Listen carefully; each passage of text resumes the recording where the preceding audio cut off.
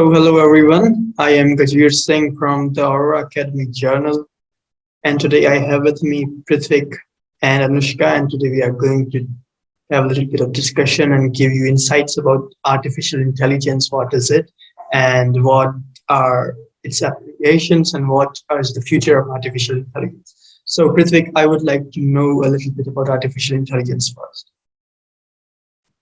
Sure. So to start off with, there's basically three categories that we'll probably talk about during this discussion. One is artificial narrow intelligence. This is pretty much where we are at, generally speaking, where you have an AI specifically designed for one task. Then you have artificial general intelligence, roughly speaking, and we'll get into this later. It's an AI program that can kind of mimic a human's ability to do a wide variety of tasks, right? And then I guess you have artificial superintelligence, which is like the final goal, where it outperforms humans in all these tasks. And we'll talk about all of these. I suppose it's definitely a very interesting topic, and I'll take it over to Anushka, I guess. Yes, hello everyone. I'm Anushka Sharad, and today we are pretty much excited to inform you about the interesting topic that is about artificial intelligence.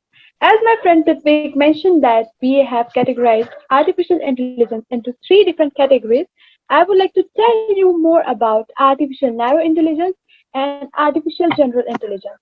So basically, the examples we have near us, like the Google Assistant or Alexa, or the simple tasks or complex tasks our machines and the gadgets provide, it's all about artificial narrow intelligence. In fact, the ideal of artificial general intelligence is all abandoned by the scientists, and we are still under process. We haven't achieved it yet, and it is quite difficult to get into that process, but yes, we are continuously trying. So whatever applications of artificial intelligence you find nearby, it's all about artificial narrow intelligence. You must remember that. And that is what I have to say. Okay, so basically everything that we see right now is an example of ANI, which is artificial narrow intelligence. As from my previous experiences, in commercial market, we can see different chatbots built.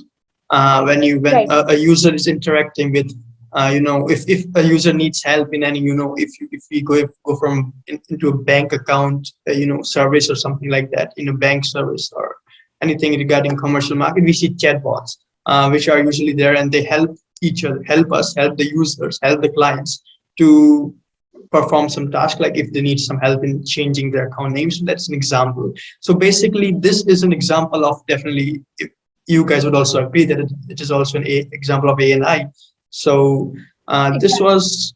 basically this has been my experience pretty far with ANI. What are your experiences with it? Like, what would you like to say? Yes, there is Uh, tons uh, of progress in artificial narrow intelligence, and some people falsely think that even the teenagers perceive that this is all under the category of artificial general intelligence. I also believe that, as Pritvik mentioned about artificial super intelligence, it is something that will surpass human intelligence as well. And as I have experienced, it will also include nanotechnology, isn't it? Or genetic engineering, information technology, all these subjects and concepts to be studied at some greater extent. yeah, so that's a great point. And so basically going back to artificial narrow intelligence for a moment, what if you can kind of put as in the goals of like artificial narrow intelligence, you're trying to basically have an algorithm which can do problem solving on a fundamental level, that can represent knowledge kind of accurately, can plan from the information it already has that it represented in that knowledge, and can learn from prior information. Those are kind of the goals that you're trying to achieve when you have an artificial intelligence. So as Gajveer mentioned, when you're talking about things like chatbots, for instance, that's talking about a type of social intelligence, a sort of, first of all, a supervised learning. There's different kinds of learning that AI uses, in particular machine learning, but In the categories of machine learning, what Gajveer mentioned of things like retaining customers or better advertisements or making real-time decisions, I guess, that's supervised learning, so to speak. Someone is taking the artificial intelligence and supervising their learning path and feeding in the correct amounts of data and seeing how they interpret it. There's also things like unsupervised learning, where you have based on it's actually all of you experience it every day. For instance, depending on what websites you might visit, the cookies in those websites will track what websites you visited, what you click on, and of course, that will help recommend systems to you. There's no one guiding this process. You're just simply going about your day, going from website to website. So that's an example of, unsupervised learning. And of course, then you have things like reinforcement learning, where you have things that have further real-time decisions need to be made, and you use those real-time decisions to improve upon the skills. So like as an example, there's a huge field right now where they're trying to develop artificial intelligence systems that can search through a path of debris and aid people who need rescuing, right? So for that, you need to make real-time rapid decisions and use that prior information to kind of better your searches over time. And so that means you need reinforcements. So positive reinforcements, so to speak, when you find a person, negative reinforcements when the AI takes a wrong path, takes a decision that goes against its prior information that it gathered from previous experiences. So yeah, that's generally speaking the three types of machine learning, and you can classify this into various things, but artificial narrow intelligence really has quite a lot of applications, to be honest. And, we can talk about this further, but generally speaking, there's lots of different methods that it's useful for, from probability theory to logic, especially in the realm of prediction. You can use it to make better predictions of weather algorithms, and we'll talk about this further with things like neural networks, but yeah. I see. So Yes, I would that's also, true. yeah, Anushka, go on. Go on. Okay, thank you. Also, I would like to mention that the basic structure of how artificial intelligence comes into work is that it basically works on two principles, according to me, that is autonomy and adaptivity. Now, autonomy is a characteristic that which is an ability to perform in any complex kind of environment, which helps artificial intelligence to gain experiences and work on further decisions according to it. And another principle that I talked about is adaptivity, which is like it improves performance of the experience artificial intelligence or an gadget has gained, so that it could improve its further decisions, as Pritvik mentioned about reinforcement learning. Okay.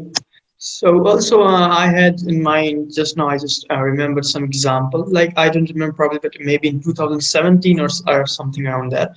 There had been an incident in Facebook company when like two chatbots like developed their own language and started talking to each other. If you, Pritvik or Anushka, you would have heard about that incident also. So Yes, what yes. would you think of it? Like, was it an adaptability, like those chatbots adapted to their new environment and created a new, or like what kind of learning, according to you, was that? Well, so that's a very good point, I guess.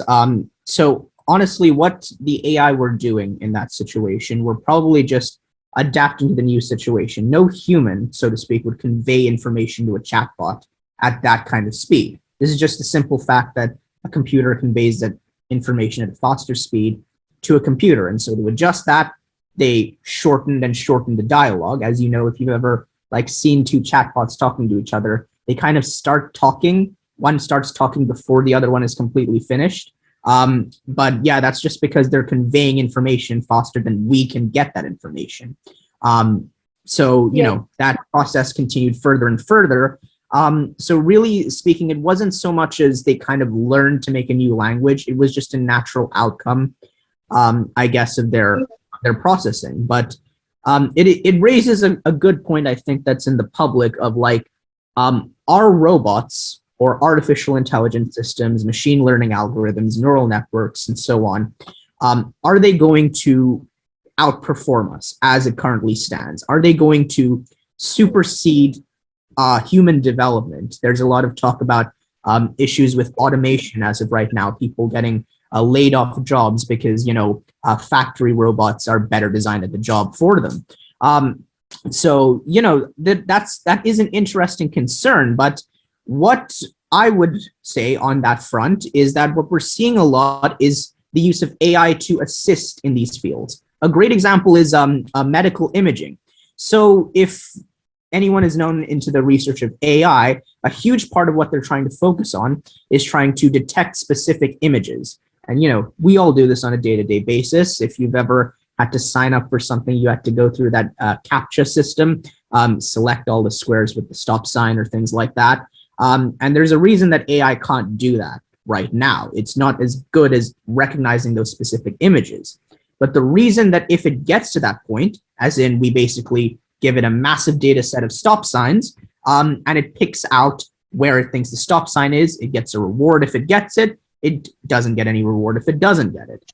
And that's how this kind of algorithm works. Eventually, those can be used in the healthcare industry to better search for cancers, So, or as an example, if you take an X-ray scan or some kind of CT scan of the lungs, for instance, you'll know that for COVID-19, for example, there's actually little tiny honeycomb structures in the lungs where the COVID virus has actually, eroded some areas. And you can see that very clearly on an X-ray scan.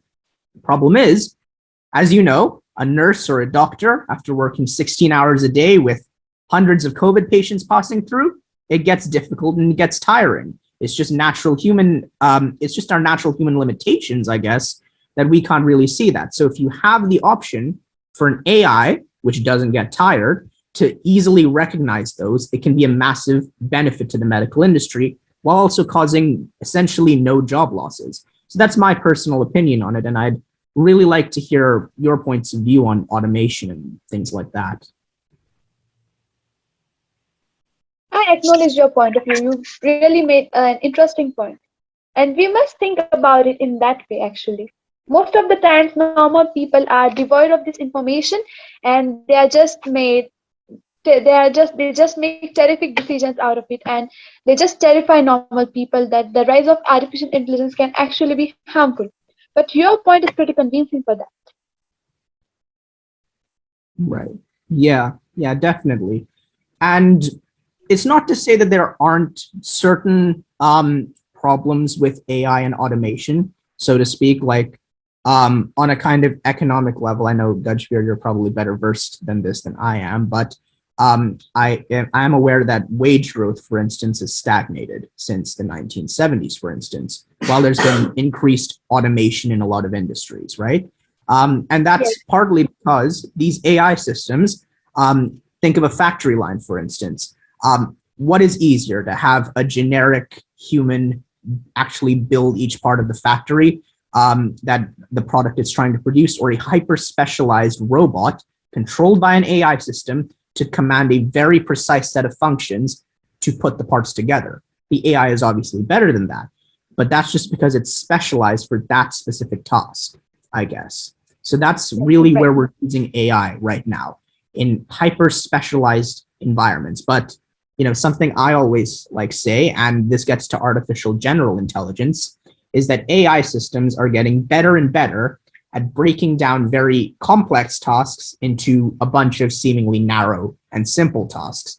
That's how you have AI systems in autopilot that can essentially land planes as of right now, which is a very complex task that has a lot of moving parts and components to it.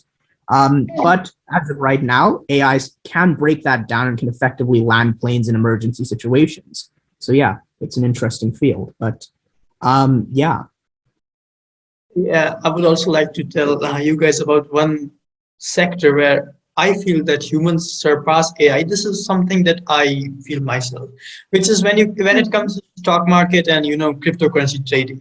Because in those fields, whatever kind of super machine you make, you cannot predict a stock going up or down just on the basis of previous records. Because when Bitcoin surged up, that never had happened in the history of humans, right? So this is something that cannot be till now, or maybe in the upcoming years. This is something where humans easily surpass the artificial intelligence.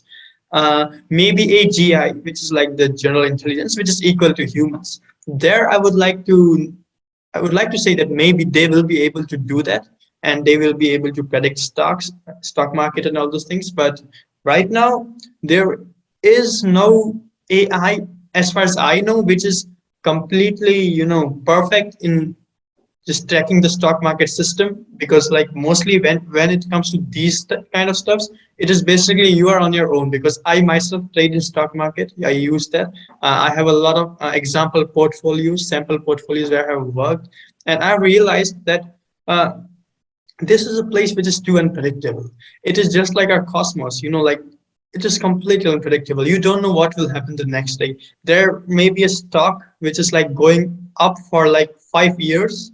It is constantly rising, and tomorrow maybe you don't know, but it will just go down steeply. And like, so this is something where I would like to see what will be the, how AI will develop itself when it comes to the stock market, and Bitcoin trading, the forex trading, and all those Yes. things. Yes. To be more precise, you just want to say that how artificial general intelligence would help in the situations of uncertainty, Yeah, whether it is in the basically, aspect of basically. business or some other aspect. Yes, I got your point. So So right now we just saw two polarized examples of how AI is very uncertain and still progressing, and on the other sector, how AI is helping for the field of biology and health yeah. diseases. Yes, I appreciate it. So Now, one thing I guess to say on like how AI might develop in this regard is that particularly for things like stocks, which are if you can't exactly predict whether a stock will go up or down using an AI system, and that's partly because a lot of that is due with something subjective, I guess. So for instance, a company can make some bad comment on Twitter, for instance, which an AI obviously can't predict, their stock goes down a little bit. And so, of course, it's kind of these subjective things that are still abstract, so to speak, that AI can't really do quite well. And that's why, we'd say that things like the arts or the sciences, areas where you really need a lot of abstract thinking and abstract concepts, are for now pretty safe from AI and automation and things like that. But yeah. now I would like to go on the ASI model, which is like something we can discuss these things later. But ASI is something that really, interests me a lot, because I have seen, because maybe this interest is from movies.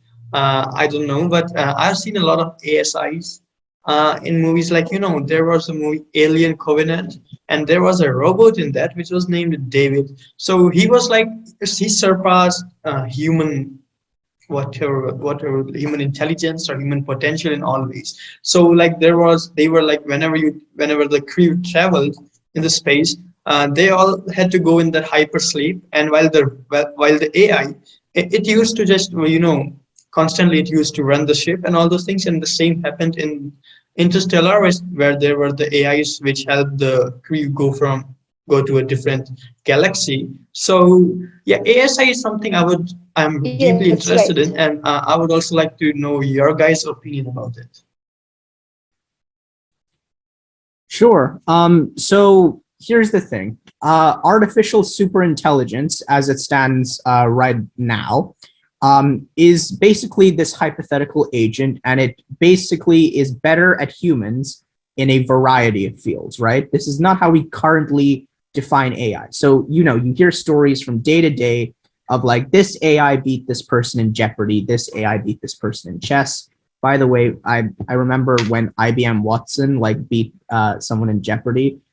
Did anyone just like, they could just Google it, right? I mean, it was a machine that essentially, I don't know. It's a bit strange, but basically, artificial superintelligence beats humans at a wide variety of tasks. And so, what you can do with that, basically, you can essentially model human brain activity, so to speak. And this is one of those applications for things like that. or generally speaking, things that we as of right now consider extremely complicated, that we can't break down. So the same problem with AI, and it can't do abstract thinking. There are certain things that we right now find very difficult to do because they're very complicated problems. An example of this is things like very accurate weather simulations, right? That has just far too many moving components. It involves equations like the Navier-Stokes equation that we just don't know yet. We don't know the solutions to that. It involves random turbulence and things like an artificial superintelligence, specifically, things based on the emerging field of quantum computing and things like that, might be able to model turbulence better and might be able to give slightly more accurate weather predictions, right? And there's lots of other options for that. What I said about emulating the human brain, so to speak, we, as of right now, don't understand how our human brain works, because fundamentally, on the tiniest level, it's to do with, again, fundamentally random systems, the changing of ionization potentials between neurons and synapses and things like that. And so AIs, again, can better model these processes. So the best thing that I can say to imagine superintelligence would be, think of, as of right now, what an AI cannot do because of a fundamental limitation on AI, right? Either it's too generic a task, too abstract a task, or too complicated or higher order a task. And now imagine what humans, again, cannot do. So an example that I always use in this regard is that superintelligence, if it exists, will be able to rapidly improve upon itself, right? So in the same way that we can learn from something and retain that permanently and use that and apply that to more information in a completely unrelated field. So I might learn something while doing science homework, but use that general principle and abstract notion of either, being hardworking or checking this specific site for resources. And I might use that in a completely different field of my life. AI can't really do that as of right now. It can't take it from unrelated fields and apply it. But artificial superintelligence can. And the last thing that I'll say on this is that, well, look, artificial superintelligence, so to speak, has a lot to do with the singularity that you might have heard of. So artificial intelligence is, so computer processing is really dependent on Moore's law as of right now. And so Moore's law is just that the size of transistors decreases over time. Now, the thing is, the size of transistors has actually started plateauing out in the last couple of years. And the reason for that is just because they're so small now that quantum effects and uncertainties are occurring at that level and making it quite difficult. But if we can continue to decrease below Moore's law, either through quantum computing or some other means, it could mean that the efficiency of computer processing gets more and more and more. And so if computer processing gets more and more efficient, you can have AI systems that are more and more efficient and can process more information and can get better and better and better until you reach a point called a singularity, where an AI system can essentially design a better version of itself and build a better version of itself at accomplishing a wide variety of tasks. And that process just repeats and repeats and repeats until you surpass human intelligence. So that's how it would, rise up. And, we are kind of seeing things like that. As an example, going back to image classification, the error rate, so to speak, or when the AI identifies a new image, that error rate has been decreasing rapidly. I think it was something like 25 or 26 per 100 errors. And now it's like less than 5 per 100, so to speak. So, AI error rates are decreasing. Our computer processing is getting better. But this is far to say that, superintelligence is inevitable or anything like that. As of right now, we don't know simply where computer processing will lead us.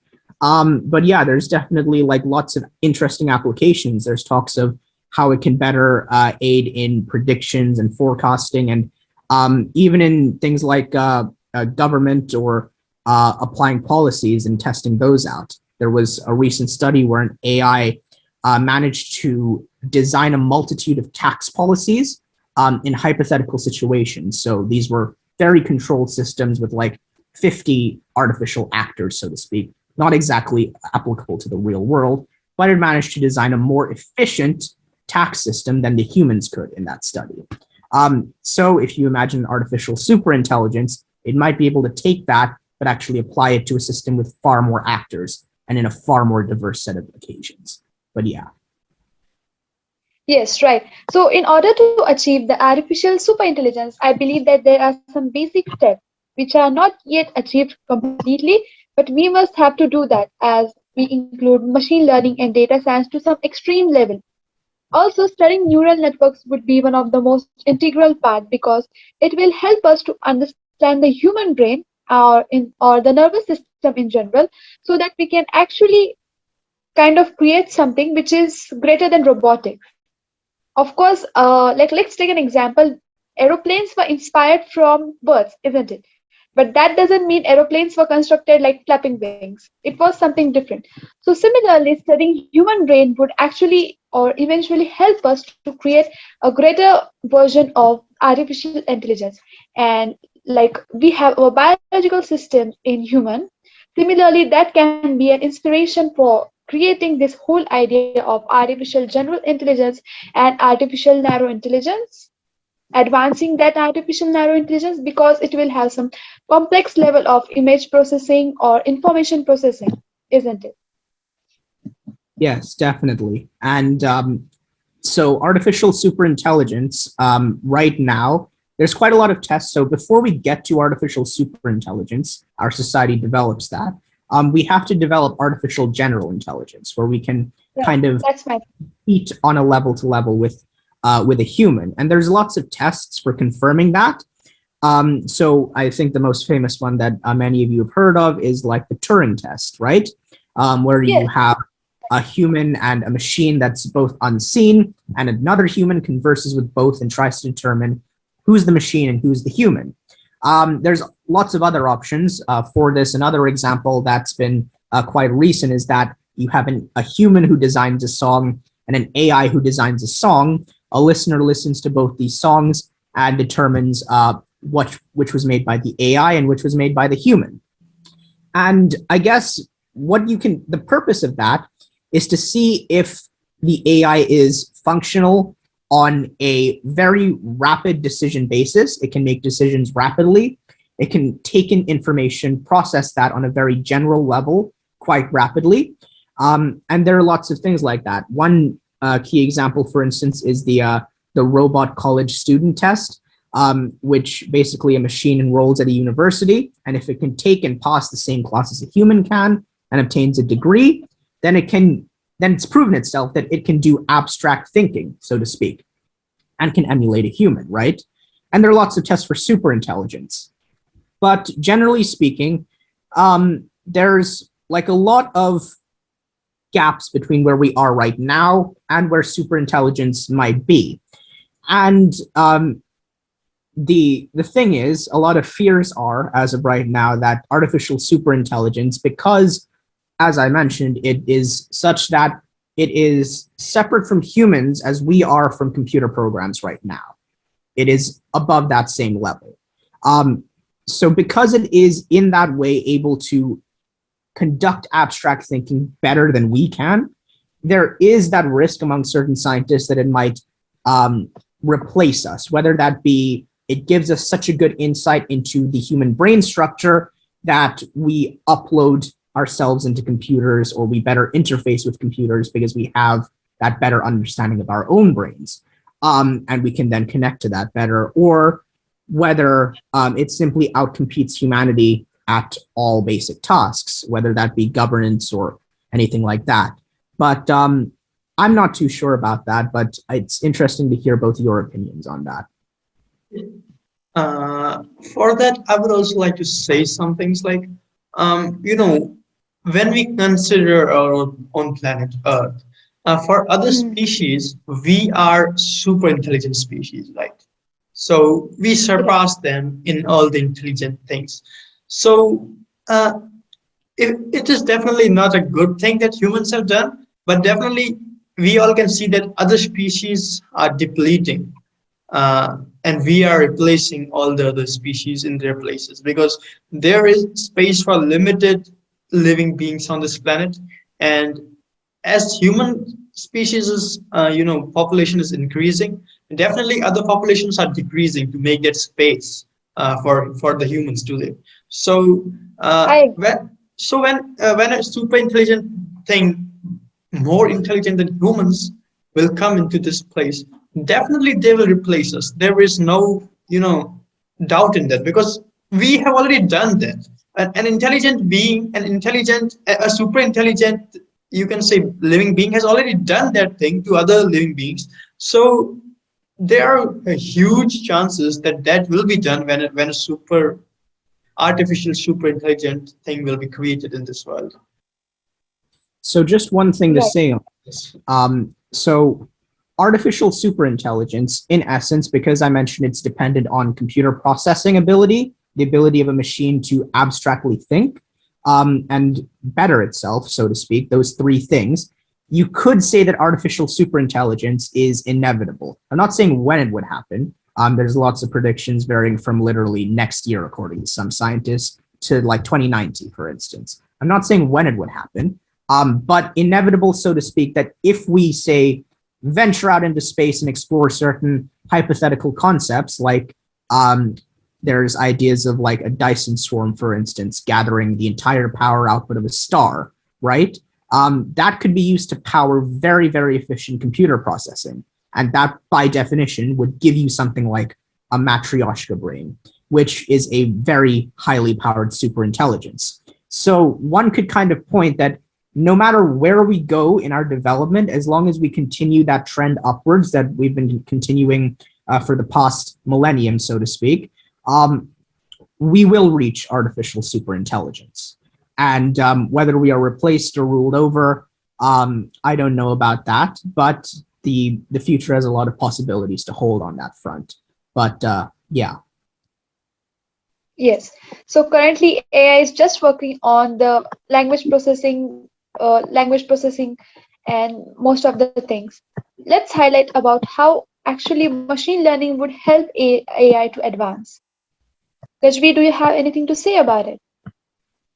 When it comes to machine learning, you know, when it comes to statistics and machine learning and all those things, AI has been advancing like a lot because when it comes to algorithms, like AI has been helping humans in a lot. There are websites like AI Expert, Algo Expert, which help new programmers to learn algorithms and all those things. So that is basically based on AI because at that place, like there is an example, right? What I have experienced in my real life, you guys might have different opinions about machine learning, but here I would like to say it like an example. So when I visited that website, I have used Algo Expert myself. So when you just the AI helps you in writing codes. The AI learns its algorithms. The AI learns your statistics. The AI learns your data, like what are the mistakes you're making.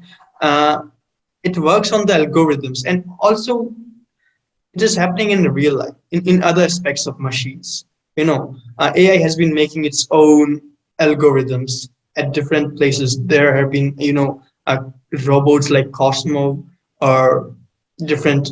This is one example that I have used myself. I had that robot for myself, and it was a really funny time using it.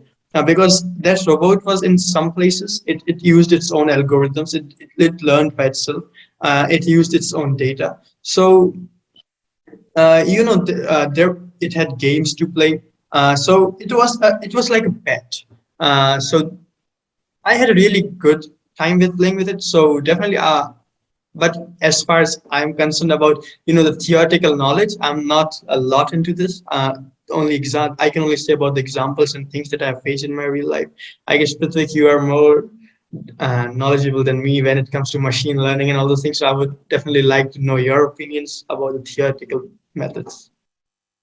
Sure. So basically, machine learning, I guess, is it requires neural networks, right? So machine learning, the general principle behind it is just that it performs tasks without explicit instruction, and it just relies, generally speaking, on patterns. So, going back to our previous discussions, this is exactly what you would want for something like an artificial general intelligence, an artificial superintelligence, that abstract thinking capability without very specific instructions, though we're not there yet, of course. And so, it requires neural networks to kind of classify certain features that it uses and extract those features and gather data about them. So, of course, one thing that it's really good at right now is image processing. So it can gather a range of data of images and really classify them effectively, and then make decisions based on those images, right? And decide which image fits in this correct data set. So, of course, machine learning is simply that it is the analysis of very large data sets through an artificial intelligence. So vast amounts of data searching, it finds those patterns, and it answers those specific questions without being given those specific instructions. So in a typical AI system, it would be look for this by using this method, and machine learning algorithms don't use that so much. They don't really use very specific instructions, yet they still answer a very narrow range of questions, right? So, which one of these images has a stop sign? Which one of these images is this, or X or Y, right? But yeah, machine learning definitely has a lot of capabilities, and yeah, it's interesting to think about it. Yes, right. Gajveer, you're muted. So let's stop it, and I'll make a new meeting. Okay, so guys, we have discussed a lot about AI in current scenarios. Now let's go on the future of AI. So I have been reading some books. I love science fiction. So I have read Percy Jackson series. I don't know if you guys have read that, but it's a really good science fiction series. And in one of the books, there in the Labyrinth book part, there is a guy named Daedalus. Yes, he was a researcher. In the ancient Greek times, he was a scientist, and that is not the truth.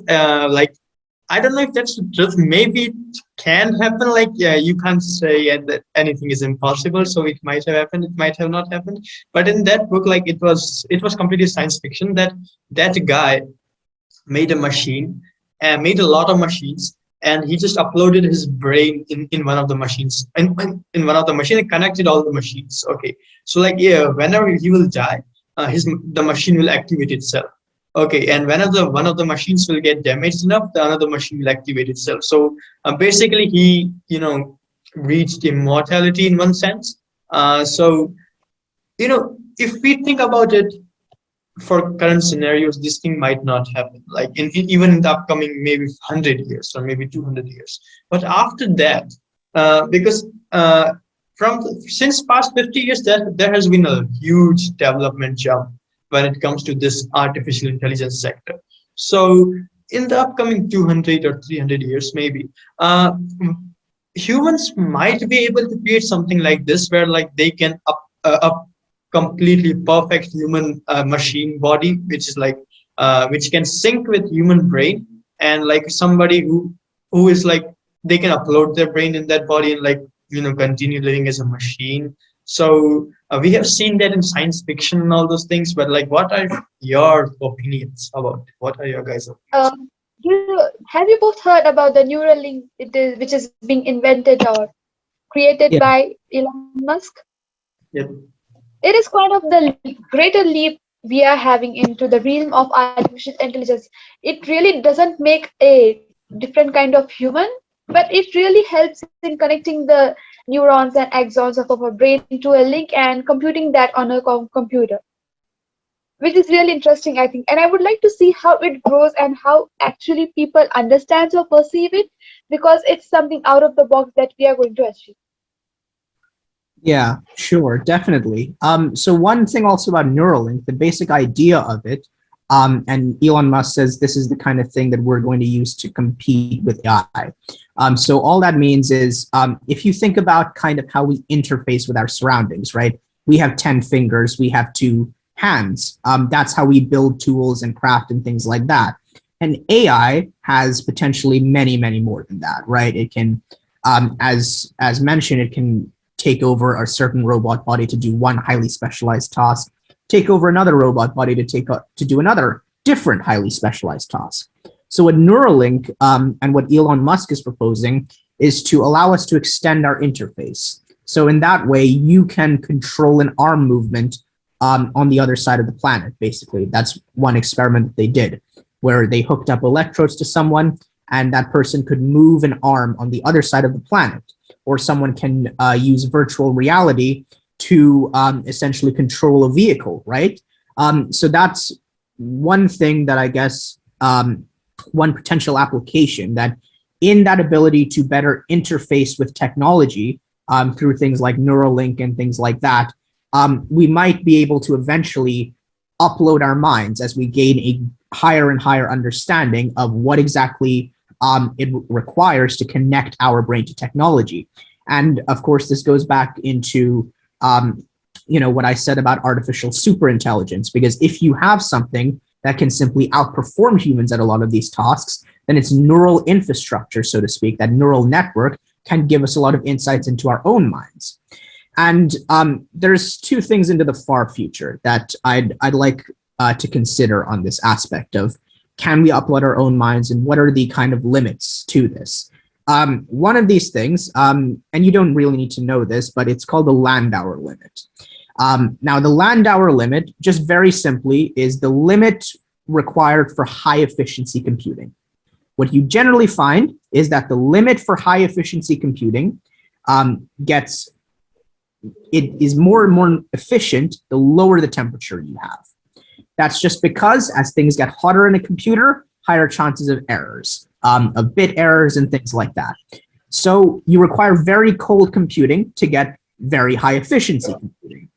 And so going back to things like the Matryoshka brain around a star, that kind of concept, if you have this kind of massive computer system around a star, say around the orbit of Pluto, for instance, you have very cold, efficient computing, but you still have an effective power source, right?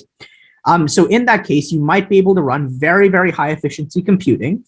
And in that case, you get to ideas like the Matryoshka brain, wherein it can basically simulate something on the order of billions of versions of our own universe, like our entire universe, whether it be the matter or even the thought processes of our brain. One example that I heard is that something like a Matryoshka brain can simulate effectively. It has the computing power required to simulate all human beings that have ever existed, which is around 200 billion humans that have ever existed. And it would only use something like 1% of its computing power to do that. That's because, of course, the human brain has a processing speed or a processing power of something like in the order of petawatts, right? It's very huge, but something like a Matryoshka brain around an entire star, it far exceeds that, right? So it can simulate orders of magnitude of human beings and entire universes in that case. So in the very far future, if we're thinking like that, again, you kind of get to this inevitability that with technological acceleration and with a greater understanding of our own minds and, of course, the technology that we interface with, you kind of get that it makes more and more sense to upload your minds into the future, so to speak. I see. So like now when you have explained this, brain and like how it can create simulations, it creates a lot of possibilities of thinking about it in my mind, even especially. So what I think about is like the first thing that came into my mind was that, okay, maybe it is possible that this all is happening right now and we all are just simulations. So, these kind of thinkings are produced when we talk about AI. So like, yeah, that's something that just came into my mind. Maybe that's happening right now, or maybe that will happen in the future. Possibilities are I have limited. no idea. Well, just one thing on if we're living in a simulation as of right now, and this is also something that AI generally use. It's called Bayesian reasoning.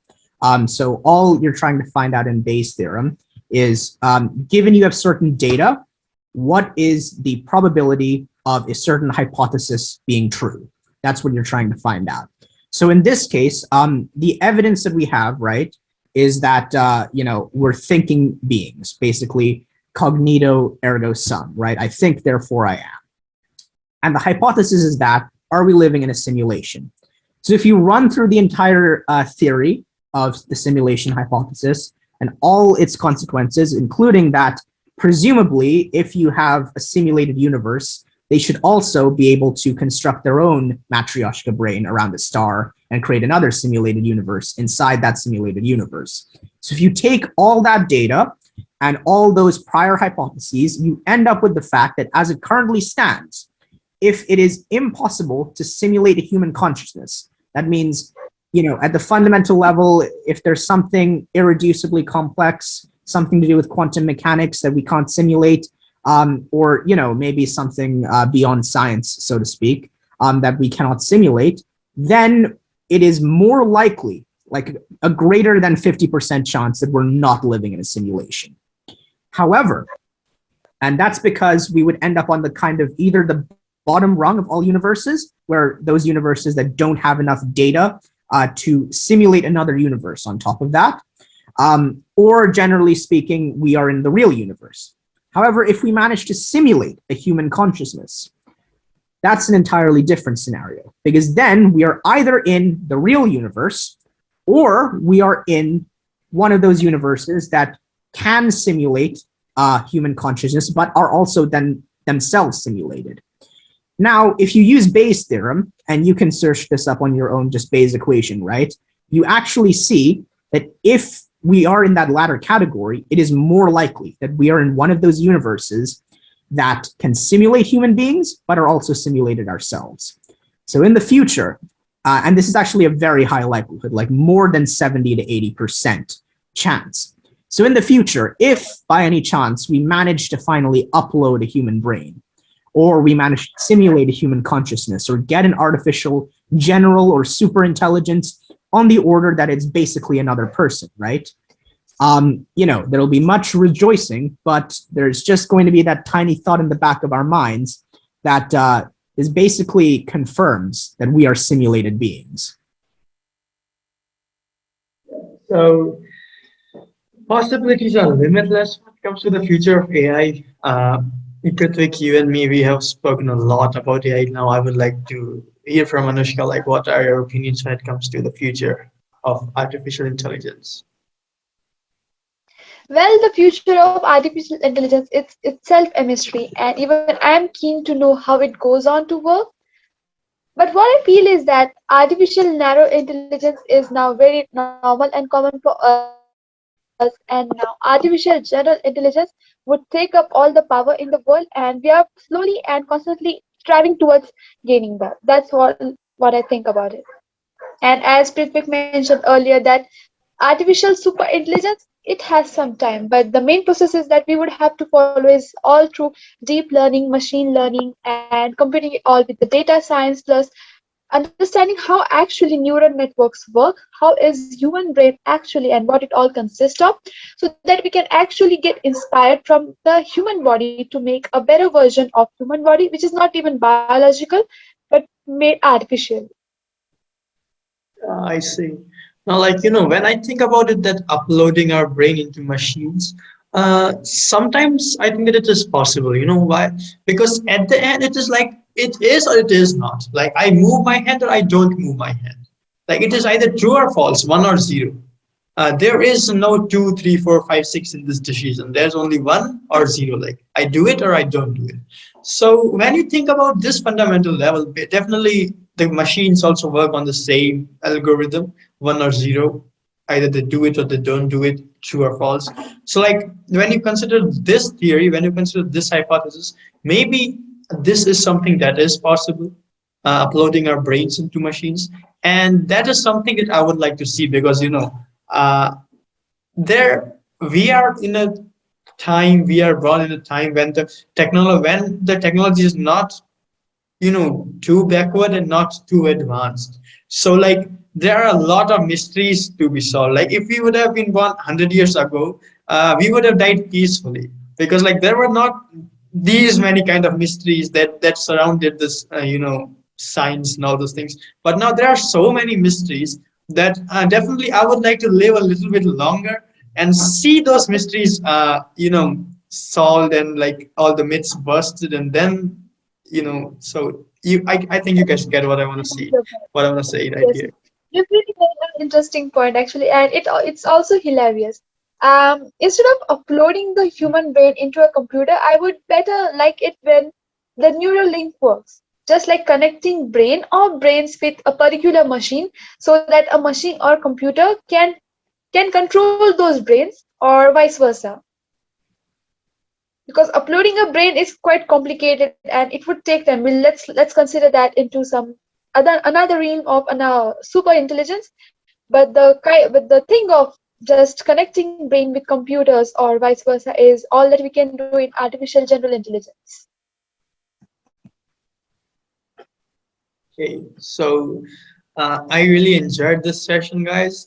We had a really awesome session here of discussing about artificial intelligence, and I hope our viewers will also enjoy our discussions here. Also, guys, if you want to post any questions, if anyone has any questions, they can post in the comments in our YouTube video. We will be happy to answer those questions. And thank you for thank you, Anushka. Thank you, Pritvik, for being here with us, for Yes, thank you so having much. this Thank you so much. Yeah. fantastic discussion. Yes, Wonderful. thank you, Yeah. Vik, and thank you, Gajveer.